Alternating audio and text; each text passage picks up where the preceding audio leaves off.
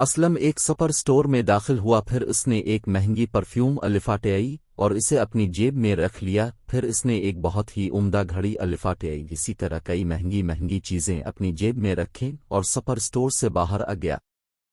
اس نے بہانہ بناتے ہوئے قریب ہی ایک دکان پر وہ چیزیں سستے داموں بیچ دیں۔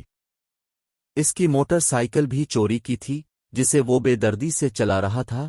راستے میں ایک برقع پوش خاتون اپنا پرس کندھے پر لٹکائے جا رہی تھیں۔ وہ تیزی سے موٹر سائیکل چلاتا ہوا قریب سے گزرا اور خاتون کا پرس چھین کر تیزی سے ایک بغلی سڑک پر موڑ گیا۔ آلو لے لو، پیاز لے لو، کھیرا، ککڑی، بیگن، ٹماٹر، کریلے بھی ہیں اور ٹنڈے بھی لے لو، تازہ سبزی لے لو۔ کرمو روزانہ کی طرح آج بھی آوازیں لگاتا ہوا اس گلی سے گزر رہا تھا کہ اچانک ہیلمٹ پہنا ہوا ایک آدمی تیزی سے موٹر سائیکل بھگاتا ہوا اس گلی میں داخل ہوا اور دیکھتے ہی دیکھتے کرمو کے ٹھیلے سے باری طرح ٹکرا گیا۔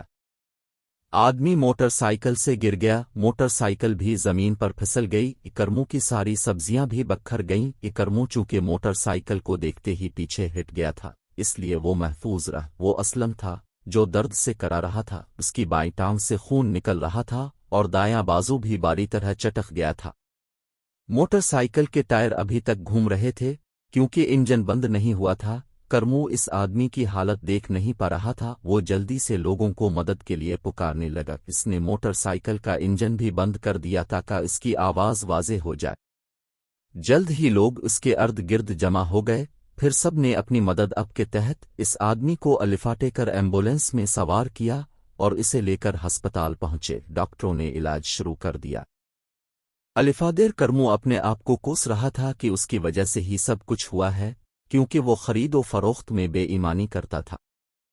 اب اس کا خاصا نقصان ہو گیا۔ اس نے توبہ کی اور پکا ارادہ کر لیا کہ اب کسی کے ساتھ دھوکہ نہیں کروں گا۔ اسلم کی حالت بہت خراب تھی، اسے ایمرجنسی وارڈ میں لے جایا گیا۔ اس کی بائیں ٹانگ پر بہت گہری چوٹ لگی تھی، دائیں ہاتھ کی ہڈی ٹوٹ گئی تھی جس کی وجہ سے اس کا پورا ہاتھ ناکارہ ہو گیا تھا۔